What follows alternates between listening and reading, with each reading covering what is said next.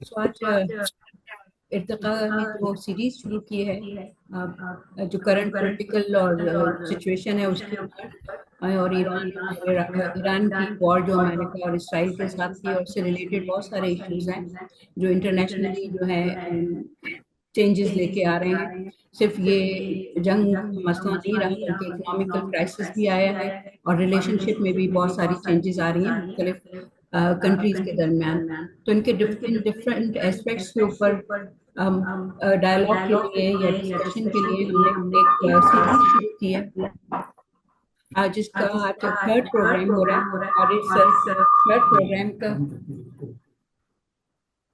Third programme के में हमारे जो आज गेस्ट हैं वो हैं डॉक्टर अरसलान खान। ये अमेरिका में यूनिवर्सिटी से में पढ़ाते हैं, और बहुत अपनी फेसबुक पे और दूसरी चीज़ों में राइटिंग्स में ना अमेरिका के और इस इशू के हवाले से बहुत क्रिटिकली लिख रहे होते हैं। हमारे उनके साथ जो देंगे वो हैं डॉक्टर नोमान बेग। इनका ताल्लुक जो है हबीब यूनिवर्सिटी से है, और हमारे साथ अक्सर प्रोग्रामों में शामिल भी रहते हैं। तो बहुत शुक्रिया आप दोनों हमारे इस प्रोग्राम में आए। मैं सिर्फ एक बुनियादी तारुफी करवाने के लिए यहाँ पे हूँ, उसके बाद आप दोनों की गुफ्तगू होगी। अ, इर्तिका के हवाले से तो बात होगी, सिर्फ आज का मौजू जो है वो है empire in the wake of liberalism, और बहुत अहम मौजू है। और अ, इसके ऊपर हमें अमेरिका का क्या पर्सपेक्टिव है, अमेरिका किस तरह इन चीज़ों को लेके चल रहा है, तो हम उस पर चाहेंगे कि बात हो। डॉक्टर नौमान, आप और अरसलान की तरफ आप दोनों इस गुफ्तगू का आगाज करें। जी शुक्रिया डॉक्टर हुमा और कलीम साहब आपका कि आपने मुझे दावत दी इस बहुत अहम सीरीज़ में शिरकत करने की। और डॉक्टर नुमान का भी बहुत शुक्रिया। तो मेरी और डॉक्टर नुमान की बात हुई थी, तो हमने सोचा कि मैं दूँ एक प्रेजेंटेशन दे देता हूँ, एक ब्रॉड प्रेजेंटेशन जिसका मौजू है एम्पायर और एम्पायर का लिबरलिज्म से ताल्लुक़। उसके बाद जो है फिर हम एक गुफ्तगू करेंगे मुख्तसर सी, मैं और नुमान साहब, और फिर उसके बाद जो है हम जनरल क्वेश्चन आंसर कर लेंगे। ठीक है, तो सबसे पहले तो सवाल ये उठता है कि मतलब वाई वाई लिबरलिज्म, हम लिबरलिज्म पे फोकस ही क्यों कर रहे हैं। पाकिस्तानी दोस्त हैं बहुत सारे जो हैं वो कहते हैं कि आप बहुत लिबरलिज्म पे तनकीद करते हैं। पाकिस्तान में तो लिबरलिज्म की चीज़ है ही नहीं। पाकिस्तान तो एक राइट विंग इस्लामिस्ट मुल्क है। यहाँ औरतों के हकूक नहीं है, यहाँ अकलियतों के हकूक नहीं है। तो लिबरलिज्म की क्रिटिक का क्या फ़ायदा। और मैं इसका जवाब मैं ये देता हूँ कि देखें, लिबरलिज्म जो है वो एक फ़लसफ़ा है। सिर्फ ये नहीं कि Pakistani liberals liberals with the small L, लेकिन इसकी एक तारीख है, इसकी एक हिस्ट्री है, और इसका जो है एम्पायर से बहुत लंबा गहरा जोड़ है। और इसको समझने के लिए इस लिबरलिज्म को और एम्पीरियलिज्म को साथ, मतलब आपको उसके जो तजाद हैं, उसके अंदर जो जो कॉन्ट्रडिक्शंस आती हैं, वो उनको समझना बहुत लाजमी है एक एक इंटरनेशनल सिस्टम को समझने के लिए। तो लिबरलिज्म के कई क्रिटिक्स हैं। एक तो राइट विंग क्रिटिक है। राइट विंग क्रिटिक जो हमारे यहाँ कंजर्वेटिव तबकों से आती है, वो ये है कि लिबरल जो हैं वो मुआशरे में फहाशी फैला रहे हैं, वो हमारे कल्चर को ख़राब कर रहे हैं। यानी उनका फोकस कल्चर पे होता है कि हमारे जो फैमिली वैल्यूज़ हैं वो ख़राब हो रही हैं इससे। जो फेमिनिस्ट मूवमेंट से या इन चीज़ों से, तो वो काफ़ी हद तक वो फोकस उसका वो होता है कि कल्चरली जो है ना, लिबरलिज्म जो है हमारे माशरे को ख़राब कर रही है। दूसरी तरफ जो है वो लेफ्ट विंग क्रिटिक्स होते हैं। लेफ्ट विंग क्रिटिक्स में ये है कि मतलब कि लिबरलिज्म जो है उसके जो जो मतलब इक्वालिटी का जो तस्वर है, जो फॉर्मल इक्वालिटी का, ठीक है, कानूनी जो मुसावात का तो जो तस्वर है, वो एक्चुअली एक तरह से इनएडिक्वेट है। राइट, कि जो जो मईशत है कैपिटलिस्ट की, जो कैपिटलिज्म की जो मईशत है, कैपिटलिज्म का जो निज़ाम है, उसमें सरमायादारी का जो सिस्टम है, वो लिबरलिज्म उस चीज़ को चैलेंज नहीं करती, तो उसमें बहुत सारे जो हैं वो कॉन्ट्रडिक्शंस आ जाती हैं। तो ये दोनों, इन दोनों बातों में कुछ किसी हद तक एक सच्चाई ये नहीं है कि लिबरलिज्म हमारे मुआशरे को ख़राब कर रही है, लेकिन लिबरलिज्म का एक तरह से एम्पायर का मकसद ये डेफिनेटली था, जो राइट कहता है कि जो है वो एक कल्चर को, मतलब वहाँ यहाँ पे हमारे ग्लोबल साउथ में नाफिज किया जाए, और दूसरे कल्चर्स को जो है वो کسی حد تک مٹایا جائے. یہ ٹامس مکولی نے فیمسلی کہا تھا, we must at present do our best to form a class who may be interpreters between us and the millions whom we govern, a class of persons Indian in blood and color but English in taste, in opinions, in morals and in intellect. تو یہ ایک project, cultural project definitely ایک تھا, right, کہ ہم جو ہیں وہ ایک طرح سا کا نظام جو ہے وہ انٹلیکچوئل اور کلچرل نظام جو ہے وہ پیدا کریں گے. اس پہ آئیں گے تھوڑا سا بعد میں, لیکن بنیادی ایکچولی یہ چیز ہے کہ لبرلزم میں جو ہے وہ ایک سیاست اور معیشت کی ایک تفریق ہے. یعنی وہ ایکوالٹی جو ہے وہ پالیٹکس پولیٹیکل لیول, پالیس کے لیول پہ ہی تک ہی محدود ہے. یعنی آپ جو ہیں وہ فارمل ایکوالٹی سٹیزن شپ کے حساب سے آپ ایکوالٹی دے سکتے ہیں, لیکن جو بنیادی معیشت ہے اس میں کوئی ڈیموکریسی نہیں ہے, اس میں کوئی لبرلزم نہیں ہے, اس میں کوئی رائٹس نہیں ہے.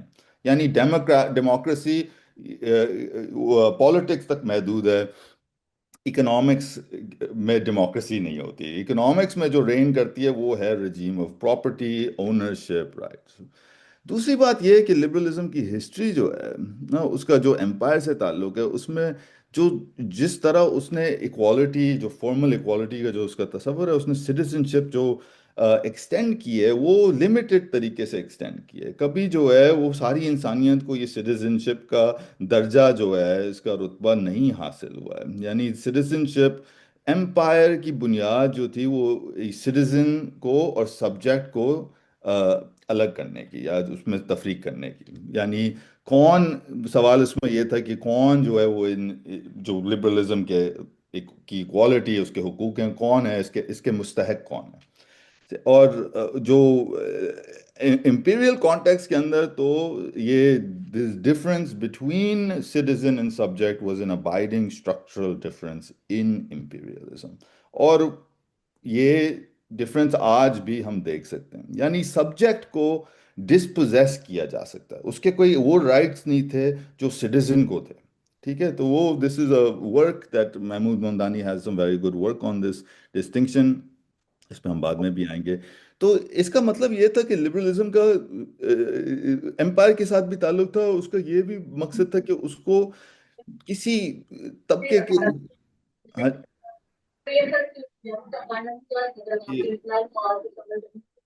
تو اس میں اس میں یہ تھا کہ جو جو سبجیکٹ ہے, ٹھیک ہے, یعنی جس کو حق جو ہیں وہ میسر ہیں, وہ حق جو جس کے پاس ہیں وہ کچھ لوگوں کو یا زیادہ تر دنیا کے لوگوں کو اس کے دائرے سے, اس سٹیزن شپ کے دائرے سے خارج کیا گیا تھا.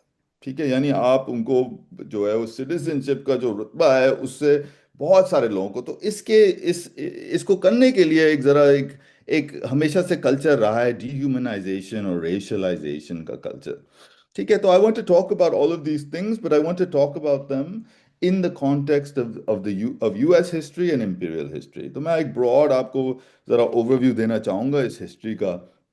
تو سب سے پہلے تو یہ سمجھنا ہوگا کہ جو مطلب لبرلزم, ایک father of liberalism John Locke کو کہا جاتا ہے, انگلش فلاسفر تھے, اور خاص ان کا جو فلسفہ ہے وہ اس کتاب میں ٹو ٹریٹیز آف گورنمنٹ میں آتا ہے. And in that John Locke is very interested in the question of the philosophical basis of property. تو وہ کہتے ہیں کہ بھائی یہ دنیا جو ہے وہ اللہ کی ملکیت ہے, اللہ نے جو ہے ساری انسانیت کو یہ دنیا دی ہے, تو what is the basis on which one can claim property rights? How can one claim that something is mine rather than yours?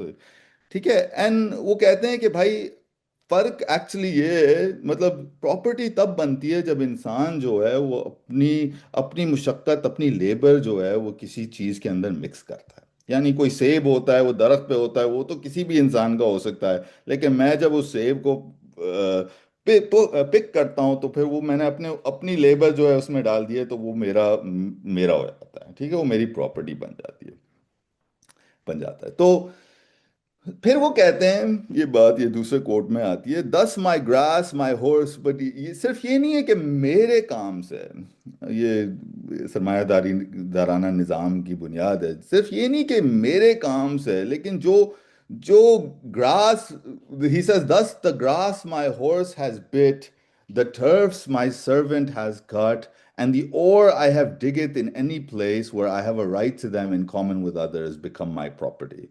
यानी ये सिर्फ ये नहीं है कि जो मेरा नौकर है ना, उसने जो काम किया है ना, और मेरे जो टूल्स हैं उनके जरिए जो चीज़ बनती है वो भी चीज़ें यानी मेरी हैं। यानी प्रॉपर्टी की बुनियाद जो है वो सिर्फ मेरा काम, मेरी मेहनत, मेरी मुशक्क़त नहीं है, बल्कि मेरी प्रॉपर्टी जो है, अगर उससे भी कोई चीज़ पैदा हो रही है तो वो भी मेरी प्रॉपर्टी है। आप सोच सकते हैं कि इसमें जो है, अब जाहिर है, जो जो मार्क्सिस्ट फिलॉसफी है, यही इसी इसी काइंड ऑफ टेंशन के अंदर जो मार्क्सिस्ट क्रिटिक होती है कि जो है वो एक्चुअली सरमायादारी का निज़ाम जो है वो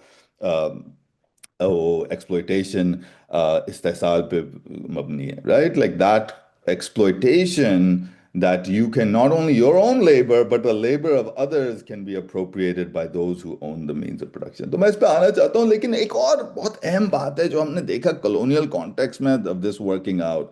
अब अगर आप जॉन लॉक को पढ़ें तो आपको पता चलता है कि ये सिर्फ ये नहीं है कि हमारी प्रॉपर्टी हमारी है और उनकी प्रॉपर्टी उनकी है, बल्कि बहुत सारे लोगों को इस राइट से बिल्कुल जो है वो डिस्पोजेस किया गया था। यानी जो सेटलर कॉलोनियल कॉन्टेक्स्ट है, जो अमेरिका का सेटलर कॉलोनियल कॉन्टेक्स्ट है, उसमें जो जो पहले उसके गवर्नर हैं मैसाचुसेट्स के, उन्होंने लिखा कि the Indians have not been using their land according to God's will. यानी जो जो नेटिव है वो इस्तेमाल नहीं करता अपनी ज़मीन को। For the natives in new England they enclose no land, यानी वो उसको प्रॉपर्टी के तौर पे उसको बनाते नहीं है। Neither have they any settled habitation nor any tame cattle to improve the land by. Improve बहुत खास लफ्ज है इस पूरी हिस्ट्री में, क्योंकि जो उनका तसव्वुर था कि प्रॉपर्टी राइट्स तो हैं, हमारे प्रॉपर्टी राइट्स हैं, लेकिन क्योंकि वो प्रोडक्टिव नहीं है, वो ज़मीन की प्रोडक्टिविटी को नहीं बढ़ा रहे, इसलिए उनकी ज़मीन जो है वो जब्त की जा सकती है, राइट? उनको डिस्पोजेस किया जा सकता है। और लॉक भी ने भी यही कहा था, यानी as long as natives are not using their land efficiently for sale of goods, वो जो है आप उसको अप्रोप्रिएट कर सकते हैं। Lock believe that what should be valued is how much the natives were using to create surplus for the market. तो ज़मीनें जो हैं ये बिल्कुल जो हैं इनकी जो है अप्रोप्रिएट की गई थी सेटलर कॉलोनियलिज्म के अंदर। एंड तो ठीक है, बस उन्होंने कहा कि जितने ये इस्तेमाल करते हैं इतना इनके लिए छोड़ दो। यानी इनके पास जो कलेक्टिव राइट्स का तस्वुर था वो था नहीं ना, इनकी ये प्राइवेट जायदाद क्योंकि नहीं थी, इन्होंने प्राइवेटाइज इस लैंड को नहीं किया हुआ था, तो ये छीनी जा सकती थी। यानी ये बहुत अहम बात है यूएस सेटलर कॉलोनियलिज्म में। यानी सेटलर कॉलोनियलिज्म हम क्यों कहते हैं यूएस को सेटलर कॉलोनी? सेटलर कॉलोनियलिज्म में तीन चार खास पहलू हैं। एक तो ये है कि जेनोसाइड और का मकसद ये था कि जेनोसाइड और the eradication of native populations. ठीक है, सेटलर कॉलोनियलिज्म ने खात्मा कर दिया जो नेटिव अमेरिकन का। मतलब आप सोच सकते हैं कि 1492 से लेके फाउंडिंग ऑफ यूएस में 10 मिलियन से, मतलब 100 मिलियन से जो है वो 10 मिलियन तक आए, मतलब 90% लोग जो हैं वो वहाँ के ख़त्म मिटाए गए थे। दूसरा उसका ये है कि उनको जो बचे हुए लोग हैं उनको कंटेन करें आप एक जियोग्राफिक जगह पे, ठीक है ना? सही है, यानी उनको एक एक इलाके में या एक जगह पे उनको ज़रा महदूद करके वहाँ पे उनको जो है कन्फाइन किया जाए, और उनकी ज़मीन जो है वो हड़प ली। तो एथनिक क्लेंजिंग उसके साथ जो है एक पूरा, मतलब एक पॉलिसीज थी यहाँ एथनिक क्लेंजिंग की यूएस में। एथनिक क्लेंजिंग ये था कि इनको जो है ज़बरदस्ती जो है नेटिव अमेरिकन के बच्चों को जो है अगवा करके स्कूलों में डाला जाए, इनकी जो शनाख्त है उसको मिटाया जाए, इनकी ज़बान को जो है मिटाया जाए। तो ये जो फोर्स्ड असिमिलेशन के पॉलिसीज थी, ये मतलब बुनियाद है मतलब यूएस के फाउंडिंग में। ठीक है, तो फिर जो है इनको कुछ हुकूक दिए जाएं, ऐसे हुकूक दिए जाएं जो बिल्कुल महदूद हैं, जो जो वो नहीं हो, जो सिटीजन को के पास हक है ना, हुकूक हैं, वो जो है वो एक्सटेंड ना किए जाएं नेटिव्स को। अब ये बहुत अहम बात है, कुछ लोग कहते हैं कि यहाँ जेनोसाइड तो एक्चुअली डिजीज फैली थी, ये जो है मतलब वो डिलिबरेट جینوسائڈ نہیں تھا. لیکن یہ ایک اسکالر ہیں ڈنبار اورٹیز یہ بہت اچھا سوال پوچھتے ہیں کہ یار دیکھیں یورپ میں جب بلیک ڈیتھ کے بعد جو ہے اتنے سارے لوگ مرے تھے تو ان کی پاپولیشن تو واپس آ گئی نا, وہ دوبارہ آ گئے نا. تو نیٹو امریکن پاپولیشن دوبارہ کیوں نہیں آئیں, مطلب کیوں نہیں بڑھیں؟ وہ اس لیے نہیں بڑھی کیونکہ جو سسٹم تھا سیٹلر کلونیلزم کا اس میں یہی تھا کہ ان کو جو ہے نہ مطلب بڑھنے دیا جائے رہا, ان کی پاپولیشن کو کم ہی رکھا جائے, ان کو ختم ہی کیا جائے. ٹھیک ہے. So I think that this is very important. This history is very important ایک to understand the US, but to also understand generally what we want to think about when we think about empire. یعنی یہ ایک طرف جو ہے liberalism کا یہ کلیم تھا کہ بھائی ساری یہ انسان کے rights, universal rights of man, right, یہ تصور جو ہوتا ہے نا, لیکن پھر جو ہے وہ انسانیت کے دائرے سے ہی کچھ لوگوں کو خارج کیا جائے کہ ان کے رائٹس نہیں ہیں کیونکہ یہ شاید انسان ہی نہیں ہے, مطلب یہی تصور تھا نا. تو آپ اگر یہ کر سکتے ہیں کہ تو یہ اس طرح کا کانٹرڈکشن ہمیشہ سے رہا ہے کہ ہر انسان کے حقوق ہیں لیکن سارے انسان انسان نہیں ہیں. ٹھیک ہے. تو آپ دیکھ سکتے ہیں اس کو جینوسائیڈل کیمپینز ان کی تھی. انہوں نے جو ہے ان کو کسی 1831 میں چیف جسٹس جان مارشل نے ان کو نیٹو امریکنز کو ڈومیسٹک ڈپینڈنٹ نیشنز کا سٹیٹس دیا. اس کا مطلب یہ تھا کہ یہ basically they call them wards of the state. یہ آٹونومس نہیں ہو سکتے, ان کی خود مختاری نہیں ہو سکتی. یہ بیسکلی اسٹیٹ کے جو اسٹیٹ جو ہے ان کا کیئر ٹیکر ہے. ٹھیک ہے. تو 1831 میں اینڈریو جیکسن نے ایک انڈین ریموول لاء کے تحت جو ہے ان کو بہت سارے لوگوں کو 700,000 انڈینز کو ریموو کیا اپنے گھروں سے, یعنی وہی ایتھنک کلینزنگ کی بات تھی. اور 1851 میں مطلب انہوں نے کہا کہ Indian race has become extinct. Okay, یعنی ان کو ایکسٹرمنیٹ کرنا, مطلب اگر یہ صرف جینوسائڈ غلطی سے ہوا ہوتا نا تو یہ سارے کیمپینز جو جینوسائڈل کیمپینز یہ کیوں کیے گئے تھے. So I am trying to point out the immense violence out of which not just the US but will turn to the British colonial project as well. یہ سارے جو مطلب how immense violence that it came out of. اس کے بارے میں بندہ سوچتا ہے کہ یار کہ مطلب how much the modern world is born out of this kind of genocidal violence. کہ genocide مطلب یہ بھی کہہ سکتے ہیں کہ modernity کی بنیاد ہی genocide ہے, مطلب جو modern دنیا ہے اس کی بنیاد ہی genocide ہے. پھر جو ہے جو نیٹو امریکنز کو ریزرویشنز میں ڈالا, جو آج بھی رہ رہے ہیں ریزرویشنز میں, یہ ریزرویشنز کوئی مطلب ناکسی ڈیتھ کیمپ سے کم نہیں تھے. Yani a native person was a person who was a subject who could be killed if they were outside of the reservation. Yani unko they had free reign to be killed outside of the reservation. پھر جو میں نے کہا تھا وہ forced assimilation ہوئی, ان کو زبردستی ڈالا گیا تھا. پھر جو ہے through a set of what are called allotment acts ان کی زمینیں جو ہیں پرائیویٹائز کی گئیں, یعنی جو بچی زمینیں تھیں ان کے پاس وہ زمینیں بھی پرائیویٹائز ہوئیں تاکہ جو ہے وہ they could be bought and sold. And who were they bought and sold to? Of course, they were bought and sold to people who had money. So, یہ آپ دیکھ سکتے ہیں کہ Indian controlled lands were reduced from 156 million acres in 1881 to 50 million acres in 1934. And they created the path for white and non-native settlement, leaving the patchwork of system of Indian reservations that we see. کہنے کا مطلب یہ ہے کہ مطلب ان کو بالکل ایک ریزرویشنز میں جو ہے وہ ڈالا گیا. پھر ریزرویشنز جو ہے وہ پرائیویٹائز کیے گئے, وہ زمینیں بھی بالکل ایک پیچ ورک قسم کی ریزرویشن رہ گئی ہے ان کی. So I am trying to show you guys, I want everyone to understand کہ یہ اس ہسٹری کے اندر مطلب وائلنس مطلب کتنا شدید وائلنس ہے. تو ٹھیک ہے, پھر ان کو ایک طرح سے سٹیزن شپ رائٹس تو دیے گئے لیکن وہ سٹیزن شپ رائٹ وہ سٹیزن شپ رائٹس نہیں تھے. یعنی ان کو سٹیزن تو بنایا گیا لیکن ان کو اس طرح کی خود مختاری نہیں تھی. یعنی یہ بالکل ایک الگ ہی ایک حاکمیت کا انہوں نے وہ بنا دیا سسٹم جس میں کوئی خود مختاری نہ ہو. یعنی ساورنٹی ایک بالکل کھوکھلی ساورنٹی. اب یہ بہت اہم بات ہے مڈرنٹی کے لیے کہ ساورنٹی دی تو جاتی ہے لیکن اس میں کوئی دم نہیں ہوتا, اس میں اصل میں خود مختاری انسان کی نہیں ہوتی. اس خود مختاری کو لمٹ کرنے, ایمپائر کا مقصد یہی ہے کہ اس خود مختاری کو جو ہے وہ مطلب ساورنٹی دی جائے لیکن اصل خود مختاری نہ دی جائے. ٹھیک ہے تو I want to use this example of settler colonialism as the origin history of this point. صحیح ہے. اب آپ دیکھ سکتے ہیں ان کی لائف ایکسپیکٹنسی بہت کم ہے بنسبت وائٹ امریکنز کی. ان کے murder of indigenous women is 10 times higher than other women. بڑے کرونک ڈیزیز ہیں, الکوہولزم ہے, اوپیڈ ایڈکشن ہے. صحیح ہے. سو پوائنٹ چل کا اگر آپ نے اس کے بارے میں پڑھنا ہو تو یہ محمود ممدانی کی بہت اچھی ابھی کتاب آئی ہے, نائدر سیٹلر نور نیٹو. اس میں اگر آپ کو مطلب کچھ اس ہسٹری میں آپ کو اگر کوئی غزہ کی جھلک نظر آ رہی ہے اس کی تو تو آپ کو صحیح نظر آ رہی ہے, کیونکہ یہ جو بنیاد ہے غزہ کی وہ اسی ہسٹری سیٹلر کلونیلزم کی ہسٹری میں ہی ہے. ٹھیک ہے. تو یہ آج کل تو محمود ممدانی ہیں تو بہت بڑے اسکالر, لیکن آج کل وہ زوران کے ابا جانے جاتے ہیں کہ زوران ممدانی ان کا بیٹا جو ہے وہ میئر بن گیا ہے نیو یارک کا. تو the other thing I want to talk about is the impact of slavery, which we hear a lot about. اب slave trade مطلب جتنا violent ایک ادارہ تھا وہ کوئی سوچ بھی نہیں سکتا.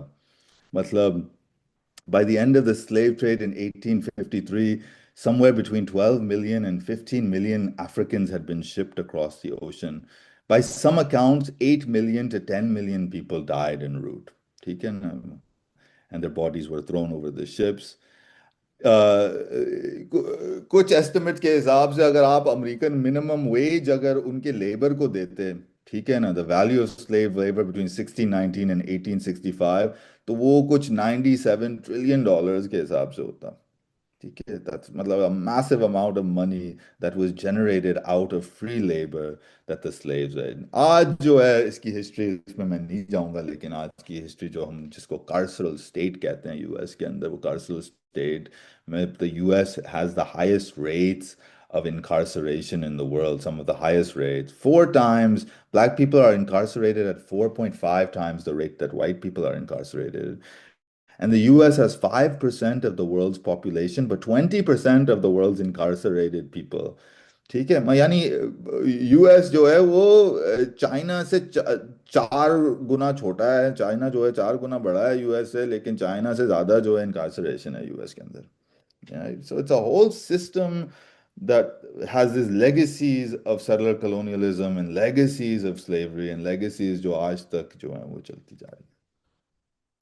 تو I want to turn a little bit to a more familiar history. اب اس ہسٹری میں تو شاید کچھ آپ واقف ہوں گے, لیکن جو نہیں ہیں ان کو پڑھنی چاہیے یہ کتاب. یہ مائک ڈیوس کی کتاب, بہت مشہور کتاب ہے, لیٹ وکٹورین ہولوکاسٹ, جس میں وہ یہ اس کا جائزہ لیتے ہیں, اس کی تاریخ کا, فیمنز کی تاریخ کا. تو اس میں مطلب آپ کو پتہ چلتا ہے کہ مطلب between 1880 and 1920 something like 30 to 60 million Indians یا 100 million Indians died in famines.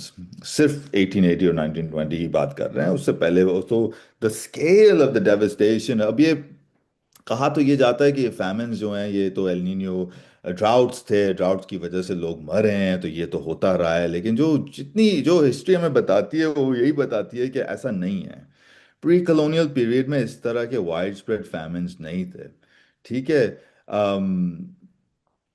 British کہتے تو یہ تھے کہ ہم نے جو ہے ان کو انڈینز کو ٹائم لیس ہنگر سے بچایا تھا, لیکن اصل میں جو ہے آپ اسٹڈی کرتے ہیں تو یہ بہت کم تھے, اور ان کی جو ڈیتھ ٹول تھا وہ بہت کم ہوتا تھا بیفور دا کلونیل پیریڈ. یہ جو ہیں مائک ڈیوس یہ لکھتے ہیں about the difference between laws of leather and laws of iron. تو اشوک دیسائی کے ریسرچ پہ he writes the mean standard of food consumption in Akbar's empire was appreciably higher than in India of the early 1960s. He said the Mughal state regarded the protection of the peasant as an essential obligation, and there are numerous examples of humane if sporadic relief operations. اس سے بہت جو laws of leather, اس کا مطلب یہ ہے کہ ایک طرح کی فلیکسیبلٹی تھی یہ پری کلونیل مغل دور میں about how to manage land, how to manage جب کوئی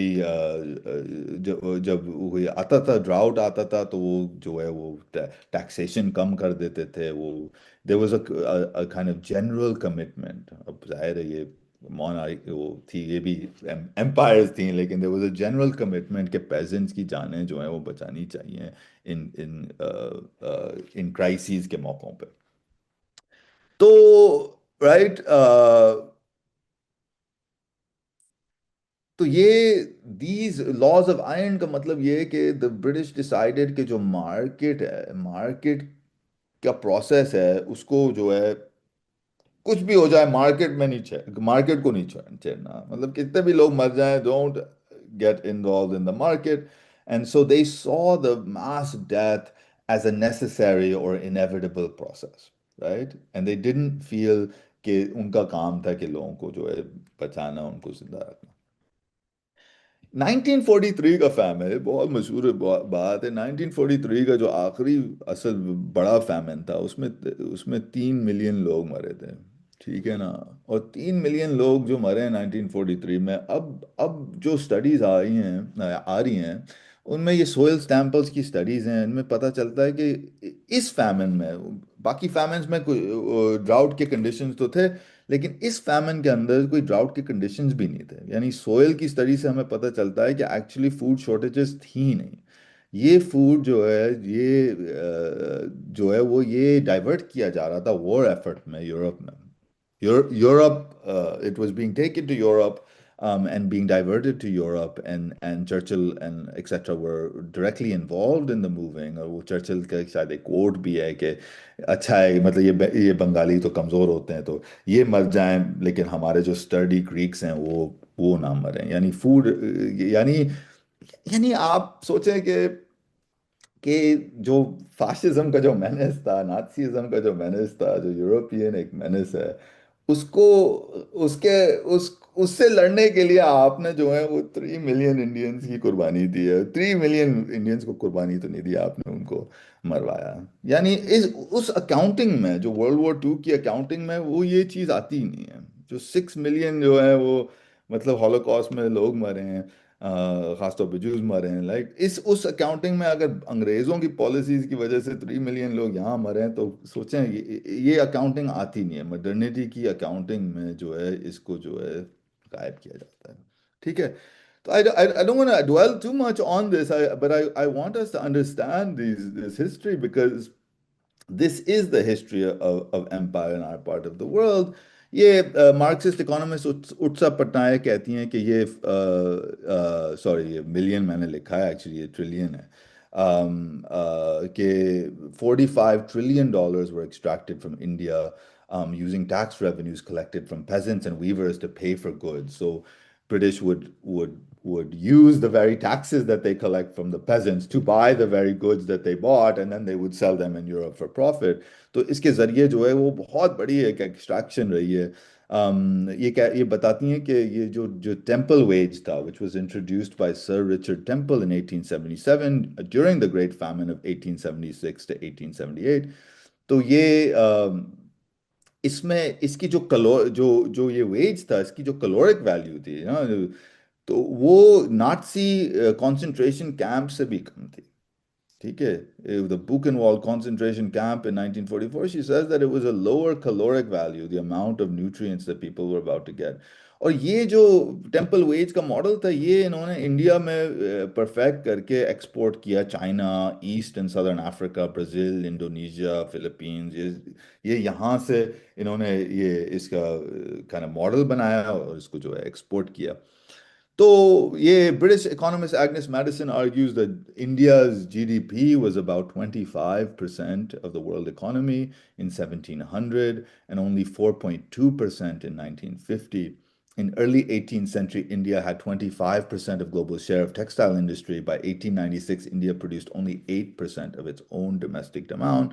یہ بھی Agnes Deaton کہتے ہیں کہ the deprivation in childhood of Indians born around mid-century was as severe as that of any large group in history, all the way back to the Neolithic Revolution and the hunter-gatherers that preceded them. Life expectancy in India in 1931 was 27 years old. تو یعنی یہ پورا جو قصہ ہے یہ under development کا قصہ ہے, development of under development, right? The idea that a drain of resources from India, the underdevelopment of India was utilized towards the development of Britain. ٹھیک ہے. اس بات پہ بہت بہت کتابیں ہیں اور بہت اچھا کام ہوا ہوا ہے. میں ذرا واپس یو ایس پہ آنا چاہوں گا. And you know, the US is an interesting empire, right? Interesting in the sense کہ US ایک یہ ہمارے استاد ہیں ایک اینگ سنگ ہو کہتے ہیں کہ you S is actually is a kind of an anti-colonial empire. It's an empire, but it's not an empire, ایک that it sees itself as an empire, and two that it's anti-colonial in the sense کہ جو جو خود مختاری یا حاکمیت کا تصور ہے، ساورنٹی کا تصور ہے، وہ نیشن اسٹیٹس کے پاس ہیں. یعنی وہ اپنے آپ کو امپائر نہیں مانتے، وہ سمجھتے ہیں کہ ہم ایک بڑے ملک ہیں، ایک ان کمیونٹی آف نیشن اسٹیٹس. اب یہ بات جو ہے یہ آرٹیکل 2 یو این چارٹر کی فرسٹ پرنسپل ہے، اس میں لکھا ہے the organization is based on the principle of the sovereign equality of all of its members. یعنی ہمارا اب جو انٹرنیشنل سسٹم ہے اس کے اندر جو ہیں وہ بہت سارے ساورن نیشن اسٹیٹس ہیں، وہ بھی انڈیویجول کی طرح ہیں. ہر اسٹیٹ کے پاس اب ہر نیشن کے پاس اپنی ریاست ہے، اپنی ساورنٹی ہے سپوزٹلی، رائٹ. تو colonial empires assume permanent control over land, but US empire اس طرح function نہیں کرتی. US empire functions through control, largely through controls movements of capital, people and resources, primarily through extraterritorial mechanisms, economic control, for instance, through IMF loans and through debt leveraging, proxy rule, obviously, regime change operations, جو ہم دیکھ چکے ہیں بہت سارے، ظاہر ہے ایک بہت لمبی داستان ہے کوز کی جو that the US has done, and crucially through threats of war. And dispersed forms of power. Yani US has 700 to 800 military bases from which it can launch operations that force countries into submission. ایک بات اینگ سنگ ہو بہت اچھی کرتے ہیں، وہ کہتے ہیں کہ یہ اینٹی کلونیل امپائر جو ہے نا، جو کلونیل امپائرز تھیں، ڈیوسٹیشن اور کرائسس تو وہاں بہت تھے، کرائسس تو وہاں تھا، لیکن وہ کیونکہ رسپانسبل تھے اس علاقے کے لیے تو وہ ذرا تھوڑا سا صفایا کر لیتے تھے. جو بھی کرائسس تھا اس میں تھوڑی تو ان کی رسپانسبلٹی ہوتی تھی. لیکن یو ایس امپائر ایسی چیز ہے جو وہ کرائسس پیدا کرتی ہے لیکن وہ کرائسس کو ریزالو کبھی نہیں کرتی. تو the problems of the U S empire ہم دیکھ سکتے ہیں افغانستان میں، جس طرح انہوں نے بالکل انویڈ کر کے آکیوپائی کیا، 20 سال آکیوپائی کیا اور پھر چھوڑ دیا. انہوں نے کہا کہ آپ تو سوورن ملک ہیں، آپ اپنا سنبھالیں. So I think this process of accumulating crisis is one of the key things that happens under US empire, that rules from afar, right? It rules from a distance. It rules through dispersed mechanisms of power. But I want to talk lastly a little bit about the history of this, right? And the rise, خاص طور پہ of economic neoliberalism. میں اس پہ بہت زیادہ اس میں تفصیل detail میں تو نہیں جاؤں گا میں، لیکن I think that it's important to understand the way that capital has been globalized in the world under neoliberalism, um, that has structured our current world system in a particular way. So usually we think about two phases of the US, the kind of phase of what David Harvey called embedded liberalism. Embedded liberalism کا یہ تصور تھا کہ جو American worker ہے، جو industrial worker ہے، ٹھیک ہے، ایک تو آپ نے اپنی انڈسٹریل بیس بڑھانی ہے، اور جو ورکر ہے وہی کنزیومر ہے. یعنی اگر after the great depression of the 1930s there was a crisis of over production. یعنی آپ نے بہت ساری چیزیں بنائیں لیکن لوگوں کے پاس وہ پیسہ نہیں تھا کہ وہ ان چیزوں کو خریدیں. Marxist concept of over production. تو انہوں نے جو ہے نیو ڈیل میں روزویلٹ نے مطلب اکانومی کی بنیاد یہ بنائی کہ اگر ہمارے ورکرز پروٹیکٹڈ نہ ہوں، اگر ان کے پاس سیلریز نہ ہوں، اگر ان کے پاس کوئی وہ گھر نہ ہو، تو یہ وہ چیزیں کنزیوم نہیں کر سکتے جو ہم بنا رہے ہیں. ٹھیک ہے، تو اگر ورکر جو ہے وہ چیز کنزیوم نہیں کر سکتا جو ہم بنا رہے ہیں، تو پھر وہ ایک ظاہر کرائسس پیدا ہو جاتا ہے. تو this was driven by Keynesian economics ideas that is the job of the government to regulate the market, regulate the economy in order to maintain effective demand. کہ کموڈیٹیز کا ڈیمانڈ جو ہے وہ مطلب اسٹیٹ کا کام ہے کہ اس کو بنا کے رکھنا. ٹھیک ہے.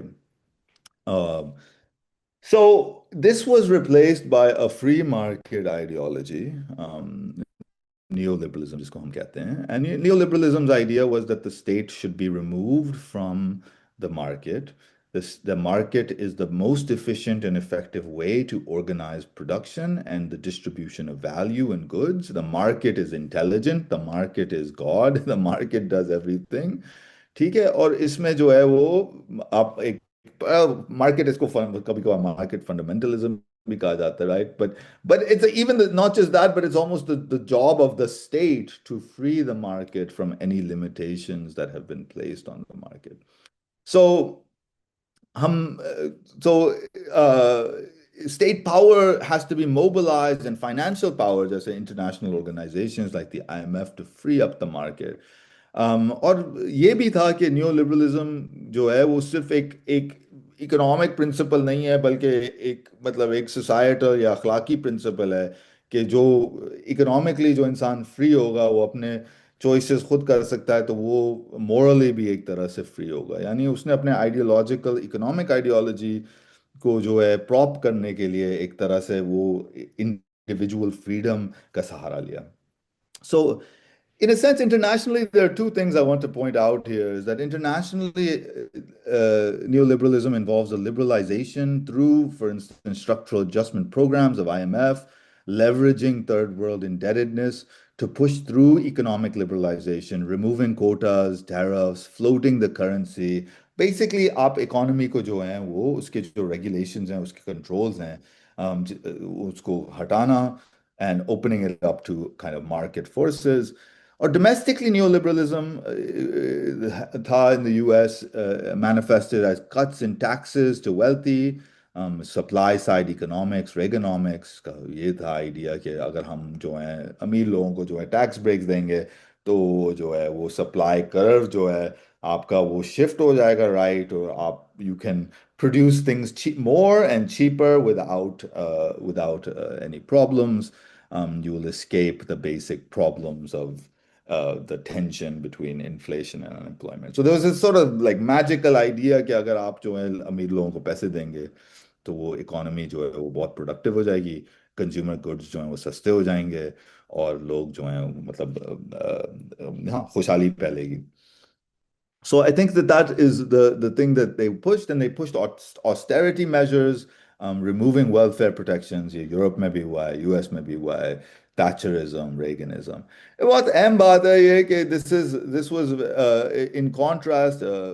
میرے دوست جیسن ہیکل کی ایک کتاب ہے, اس پہ بہت اچھی تفصیل سے وہ اس کا جائزہ لیتے ہیں کہ مطلب in the 1960s, from the 1950s to the 1970s, you saw the fact that third world countries were using the newly found sovereignty to produce a certain level of economic autonomy and closing the economic gap between the global north, or the former colonizers, and the colonized.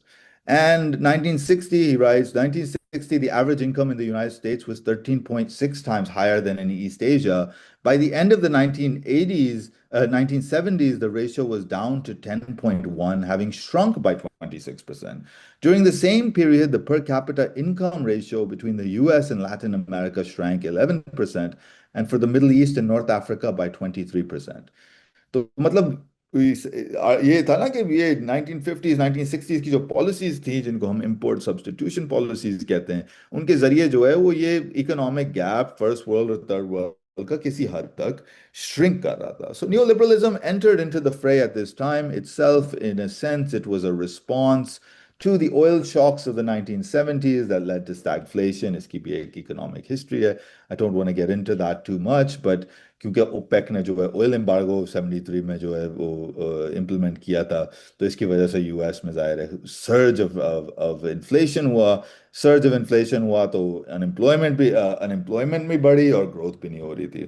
تو neo liberalism was designed in order to get out of this problem of stagflation, and neoliberalism was part and parcel of a process of going out, expansion of global value chains to other parts of the country, opening up other economies so your companies could go.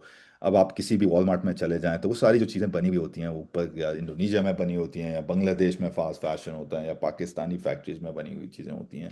So you see all of this stuff. This is a concept that Marxists have called super exploitation. Super exploitation is the idea of when northern capital, you take and export northern capital to southern countries, third world countries, so that you can heighten the rate. You can find cheap labor, and as cheap labor as you possibly can, and you can extract the most value from that, right?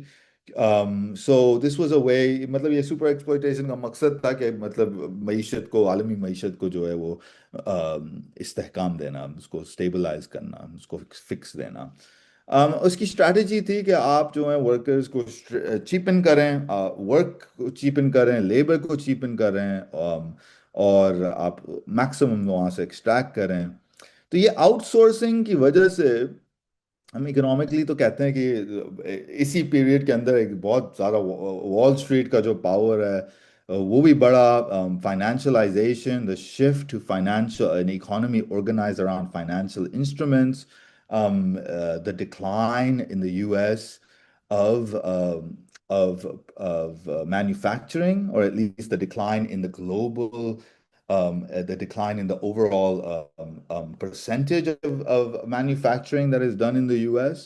अब बहुत अहम बात ये है कि US के अंदर, और ये this is where empire is so important, and imperial economics is so important, is that US के अंदर जो डोमेस्टिक क्लास पीस है वो इसी पे मबनी है कि ये ये जो सस्ते कमोडिटीज हैं ये आते जाएं. ठीक है ना. अगर आप वॉलमार्ट में प्राइसेस जो बढ़ती है ना, तो फिर वो यहाँ पे इंस्टेबिलिटी आती है, फिर लोग जो हैं वो होते हैं वो, because you want to keep your wages domestically as low as possible, so you need to get a steady flow of cheap stuff, cheap labor, cheap nature from other parts of the world. This is the core element of imperialism. And you need to constantly draw those commodities in, because the wages in the US itself have not grown since the 1970s. सही है. The US wages तो 1970s से बिल्कुल flat line हो चुकी हैं, यानी real veg. Nominal wages बढ़ती हैं, नाम में बढ़ती हैं, बट रियल वेज टर्म्स वो नहीं बढ़ती. सो you need this and a steady supply, and so for that you have to open up markets in other places. You have to cheapen labor as much as possible. You have to go to the cheapest place possible to do that, right? So ये Haeckel के उस किताब से you can see that from the 1970s onwards, the push of liberalization basically stamped the closing of economic parity, right? The gap that was closing, and you can see that from the 1980s onwards, you can just see this is the US line that is going up, and the other countries are basically stagnating and stabilizing. So international सतह पे ये हो रहा है, और domestically भी ये हुआ है. आप देख सकते हैं, it's very clear that the rich, the top 1% are the most, have benefited the most from this economic arrangement in the US. Top 20% नीचे जो है 20% has not increased at all. Basically उसके नीचे सारे जो हैं वो या तो फ्लैट लाइन हुए हैं या basically decline में है. यानी the share of average income has just gone up only at the top. ये बड़ा by design of course ये रहा है कि millionaires का जो tax rate था, आंखें मेरी थोड़ी कमजोर है, but I think it says 66.4% in this 1945. It went down to 53 something percent in 1965, और फिर वो रेगन के दौर में जो है वो जाहिर है वो फिर नीचे नीचे नीचे जाता रहा. सही है. तो you can see that downward trajectory, and you can also see the accumulation. अगर आप इसको गौर करें तो आपको देख नजर आता है कि ज़्यादातर ये accumulation ये टॉप पे ही होता है. And so the top 1% grew its wealth by 673 billion. The next grew it by 140 billion, 91 to 95, 29 billion. But as soon as you get into the middle class, you start to get everyone else is less, less, less, less, less, less, less, right? यानी ये सारा accumulation जो है, ये सब जो कर रहे हैं दुनिया भर में, ये सब जो है वो टॉप 1%, ये टॉप 5% के पास जा रहा है। तो ये भाई बहुत बड़ा एक तरह का क्राइसिस है, इकोनॉमिक क्राइसिस जो है। और ये क्राइसिस सिर्फ उसी तरह रिजॉल्व होता है कि ये जो है वो जाके कहीं से बाहर से थर्ड वर्ल्ड मुल्कों से जो है ये वैल्यू एक्सट्रैक्ट करें। अब वैल्यू ये एक्सट्रैक्ट करते हैं, लेकिन वो because wages in the US flatline, the only way to really resolve this contradiction is to give people somehow money that they can spend on goods, money that they're not getting from their wages. And so you can also see that US household debt, because अब credit सबको जो है cheap money दी जाती है, उसको credit में लो interest पैसा दिया जा रहा है, तो क्रेडिट पे लोग कंज्यूमिंग कर रहे हैं। तो क्रेडिट पे कंज्यूमिंग करने की वजह से जो है वो जो कमोडिटीज जो आ रही हैं, जो उनको जो कैपिटलिस्ट को बेचनी है, वो कंज्यूम हो सकती हैं या हो रही हैं। चले, मैं I'm gonna try to wrap up very soon. तो I want to show this household debt growing. अभी तक 70s and 80s, but it spikes, right? It spikes because there's a certain way in which people need to be able to consume more stuff, but they don't have the money to consume it, and so they require taking on debt, which is debt is just a demand on future labor, right? आपने मतलब आपने आगे जाके जो है वो पैसे देने हैं, so you are able to consume in the present. And so then the need to manage consumerism and the ability of the American population, particularly the middle and working classes, to keep consuming is imperative of the US. ठीक है। इसकी वजह से मैं ये कहना चाहूँगा कि जो हम ट्रम्पिज्म देख रहे हैं, ये ट्रम्पिज्म जो है, जो राइट वर्ड पुश है, इसको एक मतलब क्राइसिस ही समझा जा सकता है, राइट? इसको मैं कहता हूँ एक crisis is a crisis of social reproduction. What do I mean by a crisis of social reproduction? ये इसका मतलब ये है कि जो 1970 से डी इंडस्ट्रियलाइजेशन हुआ है, डी इंडस्ट्रियलाइजेशन यानी अगर आप रूरल यूएस में जाते हैं, जहाँ मैं पहले रह रहा था अपस्टेट न्यूयॉर्क में, वहाँ पे यहाँ फैक्ट्रियाँ होती थी, उन फैक्ट्रियों में चीज़ें बनती थी, उनमें इंडस्ट्रियल गुड्स भी बनते थे और कंज्यूमर गुड्स भी बनते थे। वो फैक्ट्रियाँ सारी बंद हो गई क्योंकि उन्होंने जो है वो लैटिन अमेरिका भेज दी हैं या एशिया भेज दी हैं वो फैक्ट्रियाँ, या चाइना जो है वो बना रहा है वो सारे गुड्स। तो वो एक तरह का यहाँ डी इंडस्ट्रियलाइजेशन हो जाता है, और ये बिल्कुल आप इन इलाकों में जाते हैं तो आपको बड़ा एहसास होता है कि यहाँ काफ़ी डिके है, यानी वो वाजे है, ये डिके विजिबल डिके है। ठीक है, तो लोगों को याद है, होता है कि यार हमारे जो दादा थे उनके पास एक फैक्ट्री की जॉब थी, उसमें हमारी दादी जो थी वो घर पे बैठती थी, हमारे दादा जो है वो फैक्ट्री जाते थे, उनके पास जो है वो एक घर होता था, उनके पास एक पिकेट फेंस होता था, उनके पास एक गाड़ी होती थी, उनके पास एक एक जीएम की वॉशिंग मशीन होती थी और फ्रिज होता था, और ये सारी चीजें जो अमेरिका में बनती थी। तो वो लोगों के जहन में ये इस तरह का की चीज याद है, इस तरह की दुनिया याद है। तो एक बड़ा नस्टाल्जिया सा बैठ चुका है लोगों में। ठीक है, ये नस्टाल्जिया सा बैठ चुका है क्योंकि वेजेस जो हैं वो बिल्कुल स्टैग्नेट हो चुकी हैं, कंज्यूमर गुड्स बढ़ते जाते हैं, जो आपको सिर्फ मतलब वो डेट लेके जो आपसे खरीदा जा सकता है। And the stagnating wages ultimately also in the 2008 financial crisis, because what happened with the financialization of the economy was that there's a lot of money flowing around and not a lot of places to put that money for profit. And so they started giving out money to people on the cheap, very low inflation, right? Very very low interest loans इन्होंने देना start कर दिए लोगों को। अब एक American dream तो यही रही है कि आपके पास अपना घर है, आपके पास अपनी गाड़ी है, और खास तौर पे घर है, और घर जो है वो एक बहुत बड़ी इन्वेस्टमेंट है और वो एक स्टोर ऑफ वैल्यू है आपके लिए। तो लोगों ने बड़े बड़े लोन्स लिए, वो loans that आउटस्ट्रिप्ड, because interest rates were low, those loans that outstripped, I'm just going to wrap up very soon. Loans that outstripped what they could afford were pushed on people because they had stagnating wages, but they wanted to buy homes. फिर वो finance जो है वो उन्होंने जो है वो सारा वो डाला हुआ था इन्होंने उस बबल में, उस हाउसिंग बबल में। वो हाउसिंग बबल बर्स्ट हुआ और लोग वो बेघर हुए, बेघर के अलावा जो है वो लोग बहुत सारे डेट में चले गए। So every thing is rising in prices, اور خاص طور پہ یہ آپ کو رورل اور اربن ایک اکنامک ڈیوائڈ بھی نظر آتا ہے بڑے بڑے شہروں میں، جو ہے نیو یارک میں جو capital has flown out of most of middle America and into the urban centres. تو اس کی وجہ سے جو ہے یہ اوپر کی چیزیں جو ہیں اکنامک ہیں، اور نیچے کی چیز، نیچے کے جو باکسز ہیں اس میں ذرا کچھ کلچرل باتیں کرنا چاہوں گا. وہ یہ ہے کہ ایک تو ایک طرح کا کرائسس، میں کہوں گا میسکلینٹی بیٹھ چکا ہے لوگوں میں، جو ٹرمپ جو اس کا مینیفیسٹیشن ہے اس کے ظاہر ہے مردانگی کا بہت زیادہ ہے نا اس کو. تو وہ کرائسس آف میسکلینٹی یہ ہے کہ ظاہر ہے جو لوگوں کے پاس اس طرح کی سٹیبل نوکریاں نہیں ہیں، اس طرح کے سٹیبل جابز نہیں ہیں جو پہلے ہوتے تھے، جس کی بنیاد پہ بندے کی کا سینس آف سیلف ہوتا تھا، خاص طور پہ مردوں کا سینس آف سیلف. تو وہ ایک بہت ڈیپ کرائسس ہو گیا ہے. لوگوں کو لگتا ہے کہ ان کا جو کام ہے وہ بڑا فیمنٹ ہو گیا ہے، یعنی وہ کام جو سروس ورک جو ہے، care work and is what they're pushed into. So they don't feel that they have manly work anymore. تو اس کا ایک جینڈرڈ ڈیمینشن بھی بہت امپورٹنٹ ہے. اس کے ساتھ ساتھ ایک بڑا مورل پینک پھیلا ہوا ہے. مورل پینک یہ کہ امیگرینٹس آ رہے ہیں، ڈائیورسٹی بہت زیادہ ہے، لوگ جو ہیں یہاں پہ وہ نہیں ہے، مطلب وہ جو پرانے ویلیوز ہوتے تھے وہ ویلیوز ختم ہو چکے ہیں.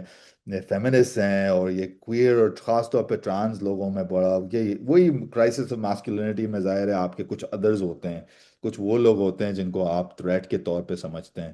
تو کوئر لوگ، feminist and immigrants, all of which have become a kind of enemy of this populist rage and popular sentiment.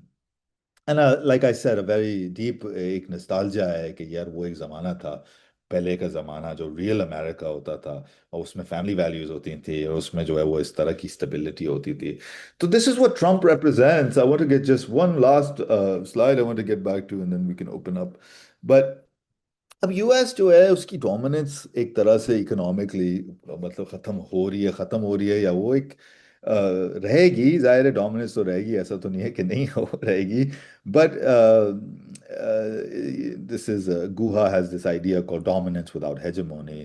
تو یہ کیا نام ہے اس کا، اریگی has described the US empire as dominance without hegemony. It no longer can get it no longer, the US empire can no longer promise all of these upper classes in different places, particularly upper classes, but middle classes, a promise of a better future, right?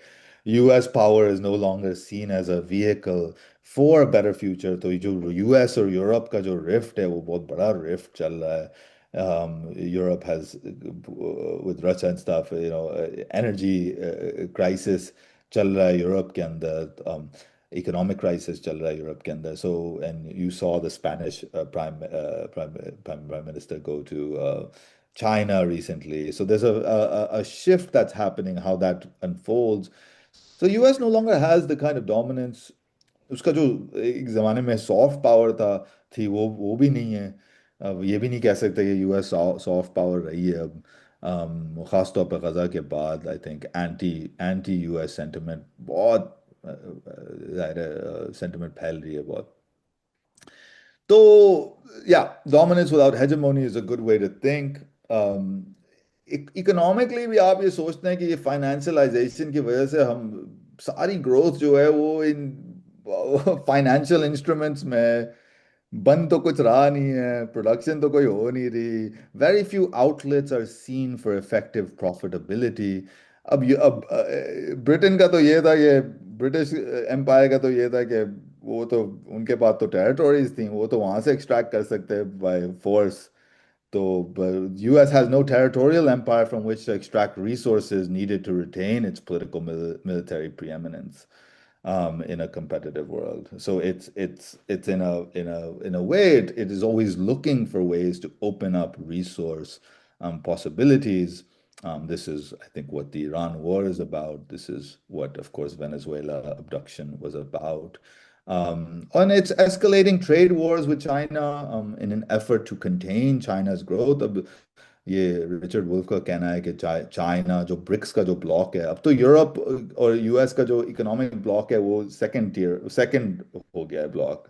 BRICS کا bloc is a bigger economic bloc than the U S Europe bloc. So So what I'm trying to say is that there's a certain kind of decline, a rise of multipolarity, and U.S. current account deficits are growing. Yani the U.S. sells less and imports more, and so it's a growing kind of sense of that. And क्योंकि US के trillions and trillions of dollars of debt है, तो वो date recall इसलिए नहीं होता क्योंकि US के पास मिलिट्री डोमिनेंस है। तो अगर मिलिट्री डोमिनेंस भी डिक्लाइन में आती है, डिक्लाइन होती है, तो फिर वो भी, so the US is deeply afraid of that possibility of its debt being recalled by others.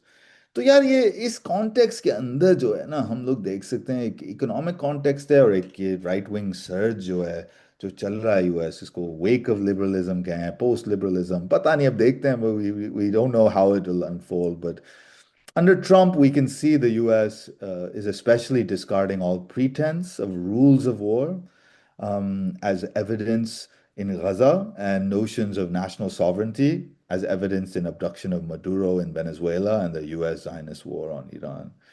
And all of these things are growing, and the sense that matlab, there was a sort of liberal order and a fiction of sovereignty and a fiction of the idea of a kind of global world and of nation states that were autonomous.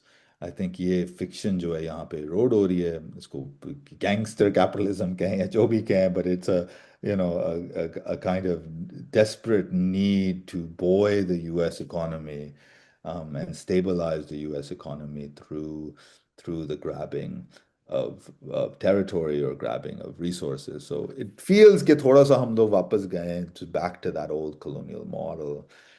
इस पे मतलब हम discussion कर सकते हैं, तो that's a kind of an overview I wanted to give. तो मैंने सोचा बस आपको जरा थोड़ा सा overview दे दूँ इसका imperial history का।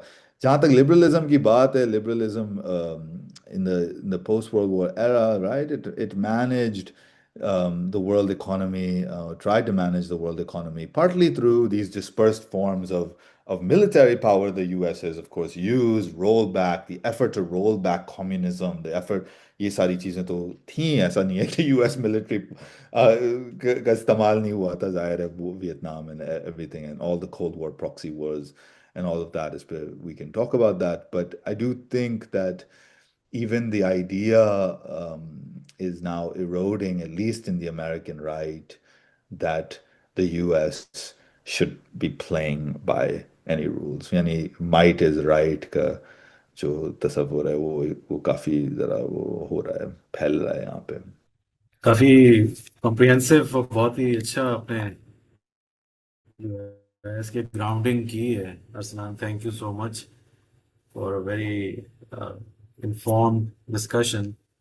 और आई थिंक ये इसी चीज की हमें कमी महसूस होती है of the genealogy of violence, क्योंकि हम जब देखते हैं कि आवाज आ रही है मेरी? हाँ आ रही है, थोड़ी सी ब्रेकअप जी, करके। जी जी जी, आ रही है, आवाज आ रही है मेरी? आ रही है, थोड़ी आ अच्छा, रही है, थोड़ी ब्रेक कर रही है, लेकिन आ रही है, हाँ, प्लीज।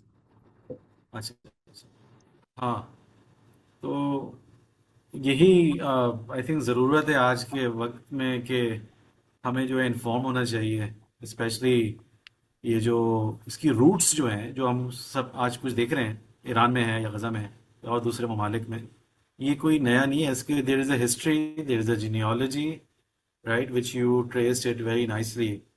आपने पूरा वो लिबरलिज्म से लेके जो चले हैं मुख्तलिफ स्टेजेस, तो उसमें इकोनॉमिक, पॉलिटिकल, कल्चरल, राइट, वो सारे मामला जिस तरह से चेंजेस आए हैं specially in the last 250 years, 250 300 years, इससे पीछे भी और भी जा सकते हैं, आपको नज़र आएंगे उसके रेजिड्यूज। तो ये एक इम्पॉर्टेंट आई थिंक फाउंडेशन आपने यहाँ पे इसमें पुट डाउन की है। एक और चीज़, जब लिबरलिज्म की हम बात कर रहे थे तो मुझे थॉमस हॉब्स, क्योंकि he was also very crucial figure in discussing this the very brutish nature of human civilisation. In fact उसका खुद का फेक कॉल है ये the life is nasty, boat is short, right? And we are all living in a state of nature. In a state of nature is some kind of a default condition है, और वो ये this is a very new perception of human reality, human civilization, and the human self. इससे पहले ऐसा नहीं होता था, चाहे वो क्रिश्चियनिटी में हो, जुडाइज्म में हो, विद इन इस्लाम, राइट? तो ये बड़ा एक ब्रेक आया, और इसी ब्रेक से आई थिंक एक और चीज हम जो हाईलाइट कर सकते हैं वो collapse of the metaphysical and the moral world, right? ये सारी जो आपने मटेरियल चीजें बताई, ये मुझे लगता है कि पूरा स्पिरिचुअल भी कोलैप्स हो गया, मगरिब में भी और दूसरे इलाकों में भी, कि पहले जो चीजें वाइज समझी जाती थी, जो गुनाह के तौर पे, मिसाल के तौर पे, वो एक वर्च्यू के तौर पे बन गई। इसमें बिल्कुल एल्बर्ट हिर्शमैन का काम मेरे जहन में आता है, राइट? बिल्कुल passion and interest, where the पहले डिजायर को, excessive desire for money and wealth and power was seen as some kind of a sin, उसको रिप्रेस किया जाता था। लेकिन मॉडर्निटी ने आके उसको चेंज कर दिया, बिल्कुल बोला you don't need to repress, उसको दबाने की जरूरत नहीं है, उसको बल्कि खुला छोड़ें, अनलीश करें, इसको अनलीश और उसमें एक्सीलेंस और उसके अंदर कमाल तक लेके जाएं। तो फिर वो पूरा एक एज ऑफ एक्सप्लोरेशन जिसको ये लोग कहते हैं यूरोप में, वो पूरा एक नया निज़ाम उन लोगों ने तरतीब दिया, वैल्यूज का, स्टैंडर्ड्स का, जी राइट? तो पूरी एक चेंजेस तो वो भी बड़ा जबरदस्त आ रहा है उसमें, मेटाफिजिकल वर्ल्ड। अच्छा, फिर पूरा फ्लैट हो गया है, you know you don't have that, आपका खुद का काम भी इतना वो पाइटी पर है, रिलीजन पर है। अब आप देखेंगे मॉडर्निटी में जो सेल्फ मिलता है वो बिल्कुल फ्लैट हो रहा है, हम्म, हो चुका है, बिल्कुल उसकी कोई वर्टिकल ओरिएंटेशन नहीं है। It's all about ambition, power. Ordinary citizen का तो आपने बताया है कि इट्स ऑल अबाउट सर्वाइवल, उसको सर्वाइव करना, उसकी जो कंडीशन है वो प्रिकेरियस जो कंडीशन बन चुकी है। और इस पे काफ़ी काम अब यूएस में हो रहा है, इसमें कि कैपिटलिज्म जो है वो एक ख़ास किस्म का लैक इंसान के वजूद में पैदा कर देता है, और वो लैक ऐसा होता है कि वो कभी पूरा नहीं हो पाता, और वो पूरा उसी वक्त हो सकता है फिक्शनल तौर पे कि आप कोई चीज़ खरीदने जाके मार्केट से, बिल्कुल जो वो खरीदते हैं, फिर वो वक्ती तौर पे आपको लगता है कि आपका वो जो एक एलियनेशन थी वो पूरी हुई, ख़त्म हुई, लेकिन वो फिर दोबारा पैदा हो जाती है। तो हम्म ये एक तो moral crisis of hmm the moral subjectivity, ji right? सही इस पे आपने काफी हाईलाइट किया है, जिसमें मैस्कुलिनिटी का जिक्र है, अमेरिका में जो आज का जो कंडीशन है हम्म उसमें वो नॉस्टैल्जिया की बात है, फैमिली ब्रेकडाउन, स्ट्रक्चर, ये सारे बिल्कुल मामलात हैं। बिल्कुल अब ये जो बात, हाँ, हाँ नहीं नहीं नहीं खत्म नहीं करें नहीं, प्लीज प्लीज करें, प्लीज नहीं कंटिन्यू बस करें। बस ये सोच रहा था हॉब्स के बारे में जो आपने बात की थी, हॉब्स की हाँ जीनियोलॉजी, हाँ राइट? अब ये दुनिया जो है वो मुझे राइट पे तो ये हॉब्सियन दुनिया ही इनको लग रही है अब। एक जमाने में वो होता है ना कि हाँ ओ यू हैव डेमोक्रेसी, उसकी पीस होगी, ग्रोथ होती है, एंडलेस ग्रोथ होती है। अब ये उस पे आ गए हैं दोबारा, हॉब्सियन जीनियोलॉजी पे, कि जो दुनिया है वो नास्टी, ब्रूटिश और शॉर्ट है, और हमें जो है ये एक एक तो ये मतलब आता है ख्याल के right now we think about ecological crisis, right? तो एक पूरा ट्रेंड चल रहा है इको फैशिज्म का। इको फैशिज्म का ये है कि हम इकोलॉजिकल क्राइसिस को, एनवायरमेंटल क्राइसिस को डिनाई नहीं करेंगे, वो एक्चुअली असल है, लेकिन हमें जो है अपने लोगों को प्रोटेक्ट करना है ना।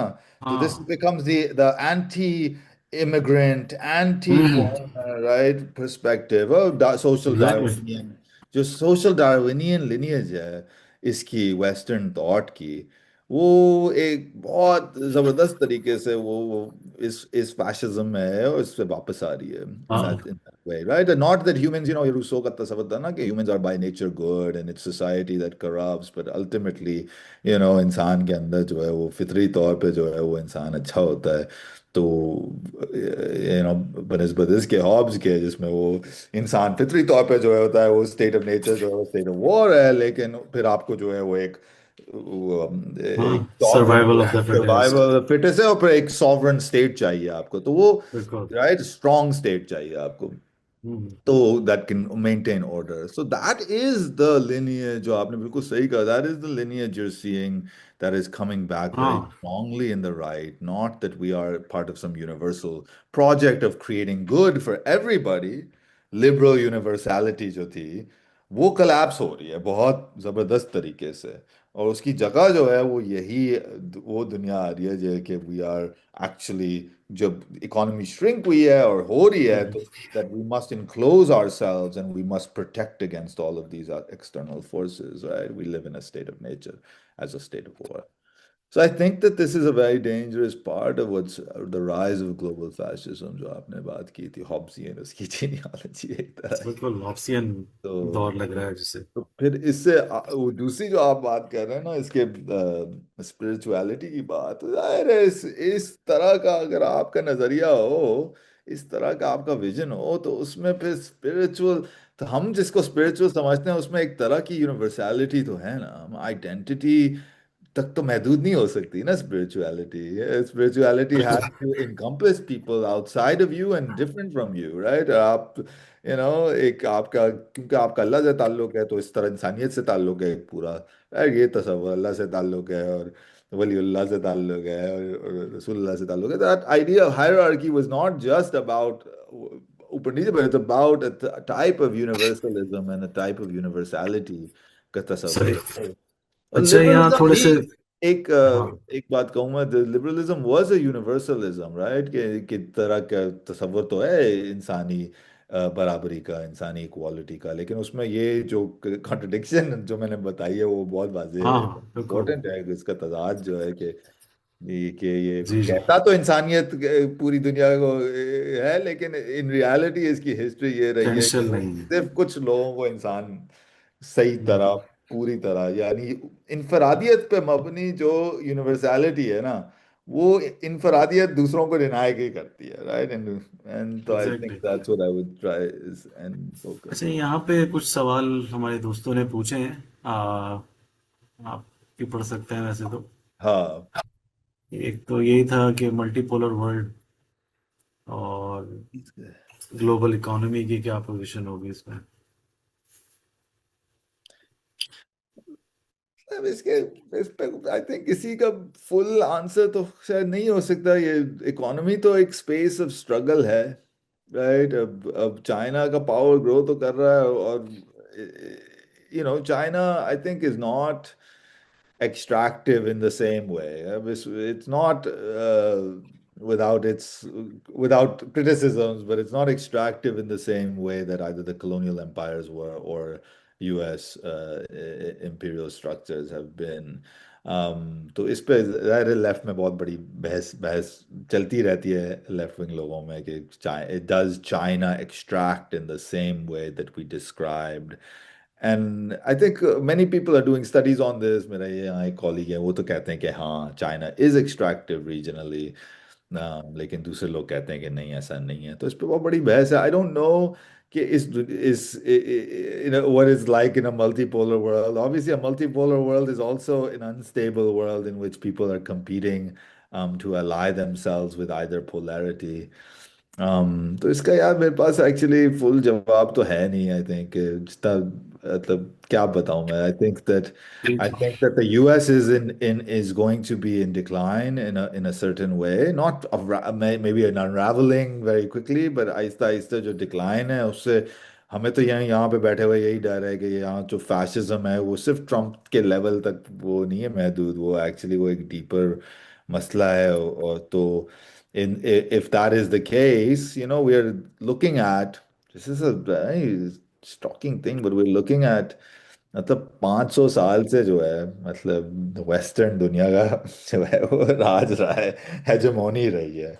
अब चाइना के राज से वो वेस्टर्न दुनिया की हेजेमोनी जो है वो टूट रही है, तो इसके क्या असरात होंगे यहाँ के लोगों के लिए, वेस्ट के लोगों के, ग्लोबल नॉर्थ के लोगों के लिए, इस पे आई थिंक इस पे गौर करना चाहिए बहुत ज़्यादा, राइट? इमोशनल, स्पिरिचुअल, साइकोलॉजिकल जो टोल है ना, to know longer be the dominant in a sense general power. यहाँ पे कुछ जाहिर है कुछ तहरीकें हैं, मूवमेंट्स हैं, डेमोक्रेटिक, सोशलिस्ट, قسم کی تحریکیں ہیں، لیکن مجھے لگتا ہے کہ وہ انفارچونیٹلی وہ کسی وہ اس طرح عالمی سطح پہ انالیسس بہت کم ہوتی ہے یو ایس لیفٹ کے اندر. وہ بہت ہی یو ایس سینٹرک قسم کی انالیسس ہوتی ہے کہ ہم جو ہیں ورکنگ کلاس لوگوں کو یہاں پہ نوکریاں کیسے، بہتر نوکریاں، better wages, all of those important struggles, لیکن وہ اس کو کسی گلوبل امپیریل اسٹرکچر سے لنک نہیں کرتے جیسے so I think that we will find out. I don't know what a multipolar, some people will benefit from that, but I certainly see warring possibilities as being more likely. So, سے ایک اور سوال ہے، how do you see the current war between U S Iran, in which direction is it going, how is it going? So this current crisis between US and Iran کیا ہوگا؟ یہ stalemate ہے، you know cell meat بس کیا cell meat تو نہیں ہے. ایران نے ظاہر ہے یہ تو کر دیا، مطلب کلیئر کہ وہ لڑ سکتا ہے، اس کے پاس ہے ہتھیار، اس کے پاس یہ ٹیکنالوجیکل پاور ہے، اس نے بلڈ اپ ایک ملٹری کیپیسٹی تو بلڈ اپ کی ہے. یہ نہیں ہے کہ وہ بہت زیادہ مطلب کہ hurt Israel too much, but اس میں کوئی شک نہیں ہے کہ انہوں نے جو ہے وہ کافی ان کو ایک طرح سے مورلی تو ایک طرح سے شکست دی ہے. ڈیمیج تو ایران کو بہت زیادہ ہوا ہے، لیکن یہ ان کا اریری، ان کا پہلا نام میرے ذہن سے نکل رہا ہے، یہی بات کہتے ہیں نا کہ یہ the more the US finds itself asserting its military dominance, the more it is exposed, right? Exposed in the sense that that dominance is not total. آپ ایک تو مطلب ہوا آسمان سے جو ہے آپ جنگ نہیں جیت سکتے نا، آپ نے تو بوٹس آن دا گراؤنڈ جب تک آپ کے نہ ہوں اور تب بھی شاید نہیں جیت سکتے یہ جنگ. تو یہ ایران نے یہ تو ثابت کر دیا ہے کہ یہ مطلب وہ کوئی اس طرح کا کمزور ملک تو ہے نہیں، اور نہ ہی وہ، اور یو ایس جو ہے اس کے پاس وہ پاور نہیں ہے انویڈ کرنے کی جو طاقت ہے، کیونکہ اس سے ظاہر ہے امریکن ڈومیسٹکلی بہت بڑا کرائسس ہوگا. یعنی ٹرمپ کے خلاف آلریڈی بہت جو ایک ماگا کا جو اس کا موومنٹ ہے، اس میں ایک بہت بڑا ایک رفٹ ہے اس بات ایران پہ. تو ایک ونگ ہے جو بہت ہی کریٹیکل ہے اس کے خلاف، ٹرمپ کے خلاف on the Iran war. So U S is power is I think is being expose. War on terror میں بھی یو ایس کی پاور کافی حد تک ایکسپوز ہوئی کہ وہ ڈسٹرکشن تو کر سکتا ہے، لیکن وہ کوئی آرڈر نہیں اس ڈسٹرکشن کو، وہ وہاں پہ کوئی آرڈر قائم نہیں کر سکتا، نافذ نہیں کر سکتا وہاں. سو اٹس افغانستان میں ہم نے دیکھا مطلب شکستی ہوئی ہے ان کی essentially despite 20 years of occupation. So this is a fact that US power is limited militarily, and it's also a fact کہ جو مطلب میرے خیال سے تو یہ ہے کہ جو یو ایس ملٹری، جو یہاں کا جو کیپٹلسٹ نظام ہے، it's not very well organized even to long-term sustained warfare. یعنی کیونکہ یہ کمپنیاں ہیں نا یا پرائیویٹ کمپنیاں ہیں، تو وہ پرائیویٹ کمپنیاں تو اپنے پروفٹ منافع کے لیے کر رہی ہیں نا سارا کام. سو ان کے ایکسپینسو وہ $5 million وہ آپ کے بمز گرا رہے ہیں، مسائل گرا رہے ہیں، وہ وہاں پہ وہ $20,000 کا ڈرون ہے اس کے خلاف، right. So this imbalance of the way that the US capitalist economy produces war is very different, for instance, from China, which is industrial structure, right? The US wants to rebuild its industrial structure, but has no industrial policy. تو جو Trump کہتا ہے کہ make America great again, تو یہ مطلب ظاہر ہے خیالی پلاؤ ہے نا. مطلب آپ کے پاس کوئی انڈسٹریل پالیسی تو ہے نہیں کہ آپ اپنی انڈسٹری ریبلڈ کریں. Right? And so this is also true for war, right? Importantly, war is also an industrial production.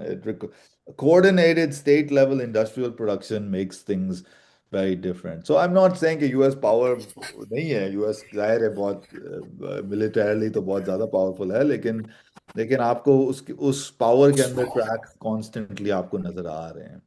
And that is because of the economy of a private, corporate, capitalist, profit-driven model of economy. کیوں. اور ہمارے پاس چلیں گے अच्छा, नई चीज़ें और भी इसमें हो रही हैं जो पहले इस तरह की वॉर्स में हमने नहीं देखी। सबसे बड़ा एक तो रोल एआई का है उसमें। उसका इस्तेमाल हमने गज़ा में भी देखा। इस तरह के जो लेवेंडर सिस्टम कोई है और फिर उनको एआई को ट्रेन किया जा रहा है गज़ा में, और जो जिसका इस्तेमाल फिर गज़ा में वो ट्रेन होते हैं एआई और फिर अक्रॉस द बोर्ड। इनफैक्ट अब तो कैंपसेस में इस्तेमाल हो रही हैं वो चीज़ें, जिसमें इस तरह की जो कंपनीज हैं प्लांटियर टाइप की, हम्म। वो स्टूडेंट डेटा ले रहे हैं, एक्सट्रैक्ट कर रहे हैं, और इस तरह के मामलात हैं। तो वो एक तरह की नॉर्मल कंडीशन बनती जा रही है, जो बिल्कुल। पहले वॉर टाइप की सिचुएशन में थी, अब वो नॉर्मल। अब इसके ऊपर भी हम आगे हमें सोचना चाहिए कि ये एआई का क्या इसमें रोल रहेगा वॉरफेयर में। ये क्योंकि बड़ा भयानक सूरत हाल नजर आ रही है यहाँ पे, तो हम्म। इसके ऊपर कुछ काम हो रहा है किसी का, कुछ उस पर कोई है आइडिया? इस पे कर रहे हैं लोग। मैं मेरी तो एज सच इस पे कोई खास ऐसी एक्सपर्टीज तो नहीं है। जो हम लोग पढ़ते हैं, न्यूज़ व्यूज में देखते हैं, और ये हाँ। वही एआई जो है वो इनको ये टारगेट्स फीड करती है। तो there was that whole thing about AI information and the targeting of anything AI generated, and so yeah, I don't know enough. हमारा पिछले अभी हफ्ते शायद राजा राजा स्वामी या उन्होंने टॉक दी अच्छा। थी, फलस्तीन पे टॉक दी थी। तो वो इस पे बड़े माहिर हैं। उससे काफी उनकी मिलिट्री नॉलेज और एक्सपर्टीज काफी ज्यादा है। मेरी ऐसा सच इतनी नहीं है। अच्छा अच्छा। जनरल हाँ सही। जनरल बात ही कह सकता हूँ मैं, जो आप लोग सब जानते ही हैं। हम्म। मतलब अगर तो I would just say ठीक। that हाँ। I would just say it's a scary problematic, but एक तो ये है कि मतलब ये ईरान ने तो ये भी साबित कर दिया कि जाहिर है इनकी ड्रोन टेक्नोलॉजी जो यूएस ने भी ले ली है।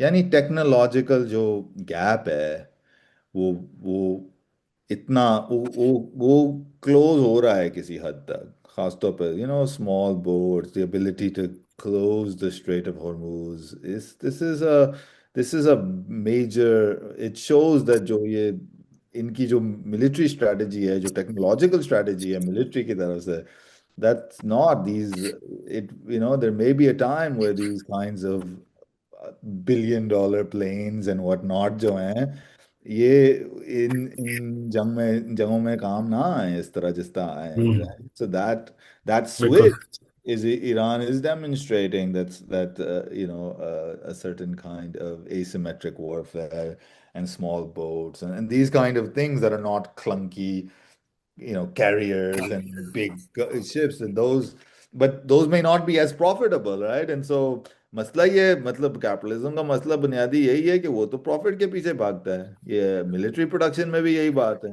वो प्रॉफिटेबिलिटी ये चल रही है इनकी, और इनको कोई रेगुलेट करने वाला है नहीं। सो it will adjust to profit and not necessarily to need, and other more coordinated industrial, state-driven industrial production of war will, I think, also be able to catch up technologically. अब China तो AI में वैसे ही मेरे ख्याल से शिकस्त दे रहा है यूएस को। एआई में भी शिकस्त दे रहा है, और मतलब यूवीज में और इस टेक्नोलॉजी में। बल्कि यहाँ तक कि इसने ये जेडी वैंस ने ये बात एक स्पीच में मैं अपने स्टूडेंट्स को दिखाता हूँ। जेडी वैंस कहता है, बहुत बहुत इंटरेस्टिंग बात है, they just saying things openly. JD वांस कहता है कि हम समझे थे कि हम जो हैं यहाँ पे कुपर्टिनो कैलिफोर्निया के अंदर, हम जो हैं वो वैल्यू चेन के हाई लेवल चीज़ों को डिज़ाइन करेंगे, आईफोन्स डिज़ाइन करेंगे और ये चीज़ें डिज़ाइन करेंगे, वो वहाँ चाइना जाएंगी और वहाँ बन के वो वापस आएंगी, राइट? पता चला कि वो उन्होंने जो है सिर्फ लो लेवल चीज़ें नहीं मतलब कॉपी करनी स्टार्ट कर दी, लेकिन उन्होंने हम लोगों से ज़्यादा जो है वो हाई लेवल डिज़ाइन लेवल पे भी उन्होंने high level of the value chain वो भी जो है वो हमें सरपास कर गए। यानी he's saying this openly that China, तो वो किसने कहा कि हम we're being squeezed on both sides by China, right? That China is able to produce the low level thing and it's also able to produce the technological high thing. तो I think ये क्योंकि इनके पास कोई industrial policy as such नहीं है, और क्योंकि इन्होंने इतना ज़्यादा ये फाइनेंशियलाइजेशन पे शिफ्ट किया है, the restarting an industrial base in that way is very difficult, and containing private corporations is very difficult. And so So it's a kind of chaos. So I would say, at least on the technological thing, I would, AI aa to raha hai, lekin AI is going to be more distributed than monopolized potentially by the US. So I think that is a big change we've seen in the Iran war. And I don't know, I mean, I'm not an expert on this or anything, but I would say کہ میں جو economics کی بات کر رہا ہوں نا وہ بہت اہم ہے اس سوال میں، کیونکہ یہ economy جو profit maximizing corporatized economy ہوتی ہے نا وہ تو وہ تو صرف انہی چیزوں کے پیچھے بھاگے گی جہاں ان کو منافع ہے. And that's not necessarily what works. یہ تو بنیادی مارکس کا کہنا ہے نا کہ the exchange value is not the use value. تو ملٹری لیول پہ بھی جو چیزیں یوزفل ہیں جو ملٹری کے کام میں آتی ہیں وہ چیز وہ they're producing for market orientation. So I don't know, that's a general point میں آپ کہہ سکتا ہوں. Thank you. اور کوئی سوال کرنا چاہے ہمارے اس پہ گروپ پہ؟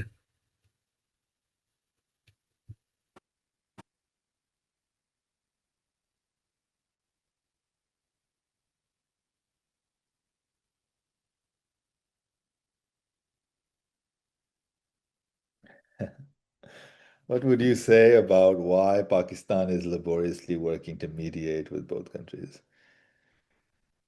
I think پاکستان ویسے بیچ میں تو ہے ہی پھنسا ہوا ہمارا تو یہ تو ہے اور ہی. کوئی آپشن بھی نہیں ہے. ہاں چائنا اور یو ایس کے بیچ میں پاکستان رہ رہا ہے. پاکستان کا ہمیشہ سے ایک بیلنسنگ ایکٹ رہا ہے چائنا اور یو ایس کے بیچ میں. اب چائنا اور یو ایس میں ایسکلیشن جو چلتی جائے گی تو شاید وہ یہ جو اسپیس ہے جو پاکستان آکیوپائی کر رہا ہے یہ ختم ہو جائے over time as this new world economy and this new multipolarity sets in. So, but at this point, Pakistan has the ear of China and has the ear of Iran and is a Muslim. تو لوگ بڑے حیران ہیں کہ ہم لوگ mediate کر رہے ہیں. مجھے تو لگتا ہے کہ بڑا نیچرل ہے کہ مطلب پاکستان ایک تو ہمارے بارڈر پہ ہو رہا ہے یعنی it could spill over and produce domestic conflict in our own country, right? دوسری بات یہ ہے کہ پاکستان ہے ہی بیچ میں پھنسا ہوا. تو to my mind, I think that yes, Pakistani ریاست جو ہے وہ ظاہر ہے یہ میڈیٹ اس لیے کرنا چاہتی ہے کہ وہ اپنے آپ کو پروموٹ کر رہی ہے، اپنے آپ کو اسٹرینگتھن کر رہی ہے، اور اس کے جو اثرات ہیں عوام پہ، لوگوں پہ، اس پہ ہم لوگ بحث کر سکتے ہیں. لیکن یہ کہ انٹرنیشنل لیول پہ جو ہے پاکستان ایک میڈیٹنگ پاور بن گیا ہے، مجھے تو لگتا ہے کہ یہ کافی مطلب this seems to make sense, کیونکہ پاکستان ہمیشہ اس طرح کا ایک بیلنسنگ طرح کا فگر ہے چائنا اور یو ایس کے بیچ میں. وہاں چائنا ایران سے باتیں کر رہا ہے ڈائریکٹلی، اور یہاں مطلب دس از what I imagine is happening in Pakistan, کیونکہ ملٹری ٹائز بھی ہے چائنا کے ساتھ، تو خاص طور پر ملٹری ٹائز ہیں، یو ایس سے بھی ہمارے ٹائز ہیں، اور پھر ایک پرسنل لیول پہ انہوں نے جو ہے جو ہمیشہ ہوتا ہے یہ strong man, U S strong man کو بڑے ہمارے جنرلز بڑے پسند ہوتے ہیں. تو انہوں نے جو ہے اس کو وہ کر دیا، کیونکہ ظاہر ہے ٹرمپ بڑا ایک انفرادی طور پہ ذاتی طور پہ ذرا انسیکیور آدمی ہے، اس کی میسکولینٹی بڑی انسیکیور ہے. تو ہمارے جو آرمی کے لوگ ہیں نا، مطلب اس طرح کے لوگ ہیں، وہ اس کو امپریس تو کرتے ہیں نا اس طرح کے لوگ. تو so I think there's some like personality stuff, but also that Pakistan has a vested interest in this not escalating and becoming a full-fledged. I mean, ظاہر ہے ایران کا کلابس جو ہے پاکستان کے لیے بہت ہی برا ہوگا. پاکستان میں تباہی مچ جائے گی اگر ایران کلابس ہو گیا. مطلب آپ دیکھ سکتے ہیں عراق میں کی وجہ سے سیریا میں کیا ہوا ہے. تو ہم تو بارڈر ہیں نا، ہم تو بارڈرنگ کنٹری ہے. تو so it makes sense to me that Pakistan would do that, whether that's good or bad for Pakistani people اس پہ ہم لوگ ایک بحث کر سکتے ہیں. But Pakistan I think is a natural intermediary, a likely intermediary, not natural but likely.